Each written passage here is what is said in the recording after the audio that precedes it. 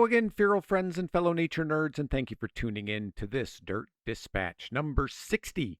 I'm your host, Tim the Nature Nerd O'Hara. So there's a couple things I want to talk about today, starting with the eastern massasauga rattlesnake. Massasauga rattlesnakes made the news a couple of weeks ago after a man in Michigan got bitten by one at a local campground. Now, when you think of Michigan, you usually don't think about rattlesnakes, but the eastern massasauga is native to Michigan's Lower Peninsula. In fact, it's Michigan's only native venomous snake, or I should say medically significant venomous snake. And in fact, currently, there's more massasauga rattlesnakes in Michigan than in any other state. On a side note, historically, the massasauga rattlesnake ranged throughout southern Ontario, Canada, along with lower Michigan, eastern Iowa, southern Wisconsin, much of Illinois, northern Indiana and Ohio, central New York, northwest Pennsylvania, and marginal areas of extreme eastern Missouri and Minnesota.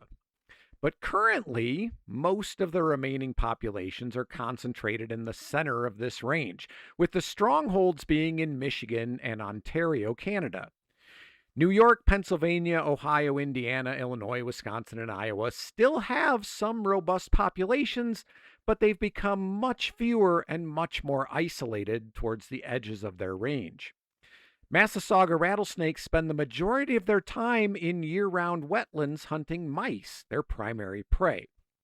Now, all that is to say that this was not a snake that was out of place. It's a native snake, and it was in its normal habitat. Also, this was not a case of someone inadvertently stepping near a rattlesnake or reaching into a place where the snake was hiding and getting bitten. Nay, nay, my friends. This man got bitten while trying to get a better picture of the snake. According to the man's family, he had never seen a massasauga rattlesnake. Most people, even those who live in Michigan, haven't. And he was trying to get a picture of it when the snake struck, getting him on his finger. And how'd they know it was a massasauga rattlesnake, you ask? Well, because it was rattling, of course, and also they took a video. So to be clear, the snake was doing everything it was supposed to do, trying to avoid people in the first place and rattling to warn them away when they started getting too close. And they didn't heed that warning, so the snake lashed out defensively. I have some notes.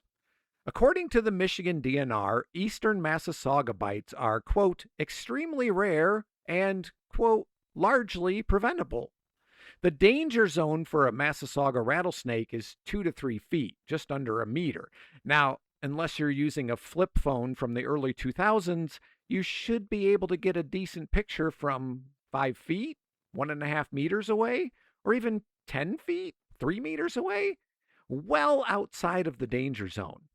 And seriously, if you see what you know darn good and well is a rattlesnake, you know because of the rattling, and you have to be told to keep a reasonable distance away from it, maybe you shouldn't be outside without adult supervision.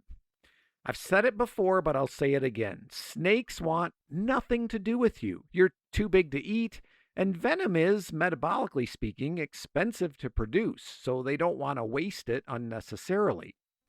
Massasauga rattlesnakes, like most snakes, are shy and they prefer to avoid people. If they don't feel threatened, they'll generally hide and wait for people to pass by. Now, getting bit is painful, but very unlikely to be fatal. There have been no confirmed human deaths from an eastern massasauga bite in over 100 years. And between 1/4 and half of strikes by the snakes are what are called dry bites, meaning the snake doesn't deliver any venom at all. Now, in this case, and note I refuse to call this man a quote-unquote victim, but this man's future brother-in-law asked him if the bite tingled. When the man said yes, the future brother-in-law said he knew it wasn't a dry bite. So at least someone had some knowledge of rattlesnake behavior. Maybe he should have stopped his future in-law from getting so close. Now, I know that this man didn't have bad intentions. He wasn't drunk. He wasn't being cruel. He was just excited to see a rare snake because the massasauga population has dwindled and the snake is so good at hiding, it's a once-in-a-lifetime experience for anyone to see one. And in his excitement, he got careless. But here's what gets me salty about this type of carelessness.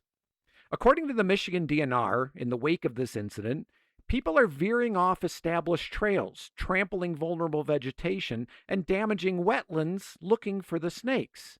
And of course, there are always those people. You know the type. The people who are threatening to kill the snakes if they find them. Which is exactly why I stayed out of the comments of the stories I read on this incident. For the record, the eastern massasauga rattlesnake is listed as both a Michigan state and federally threatened species, protected under the Endangered Species Act. It's illegal to, quote, pursue, harass, wound, kill, or capture this snake.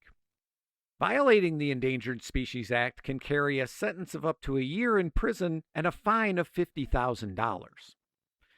In other news, closer to home here at Dispatches HQ, the U.S. Fish and Wildlife Service is working to restore native greenback cutthroat trout to the headwaters of the Cache-la-Poudre River, which, after leaving Rocky Mountain National Park, runs through Fort Collins, Colorado, just 45 miles or 72.5 kilometers south of here.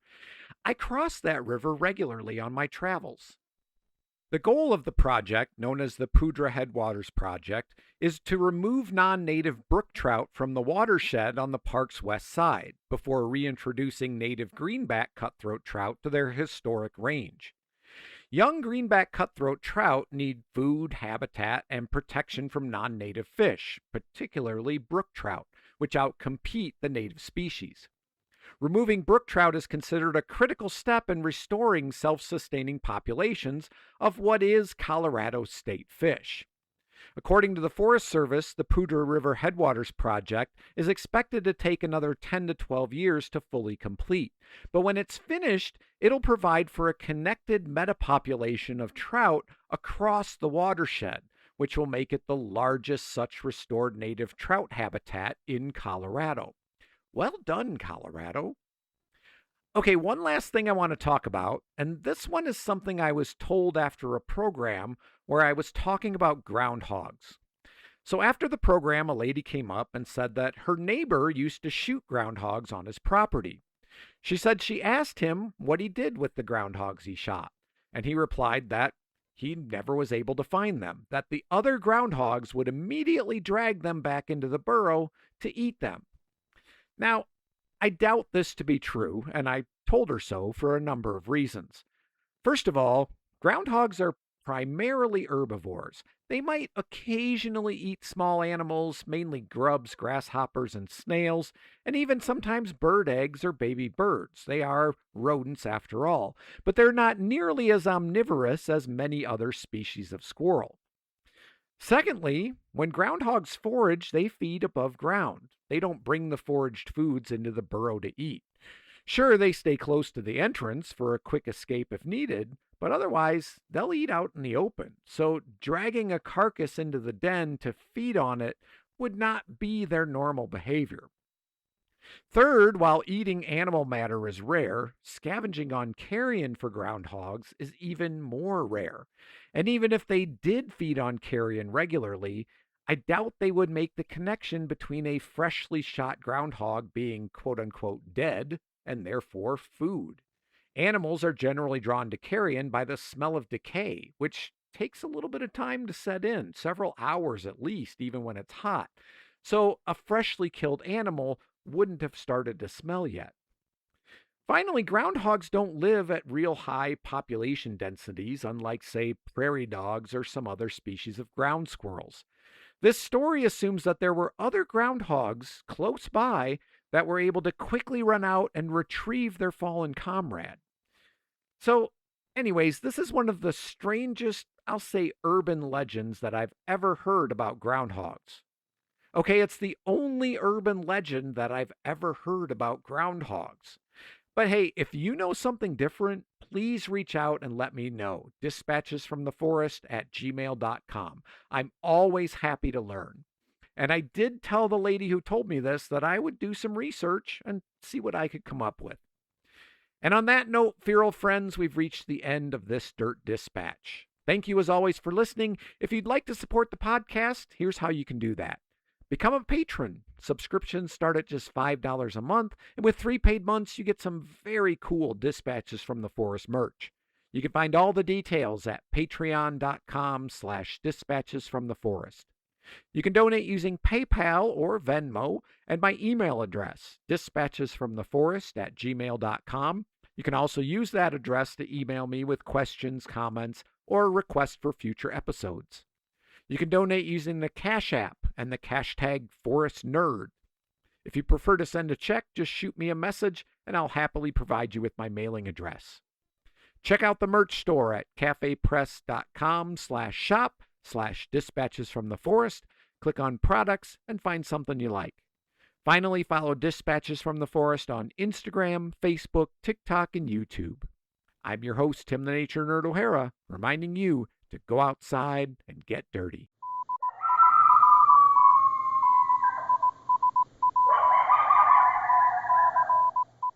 Dispatches from the Forest recognizes that the lands where we live, work, and recreate are the traditional homelands of the Eastern Shoshone and Northern Arapaho people.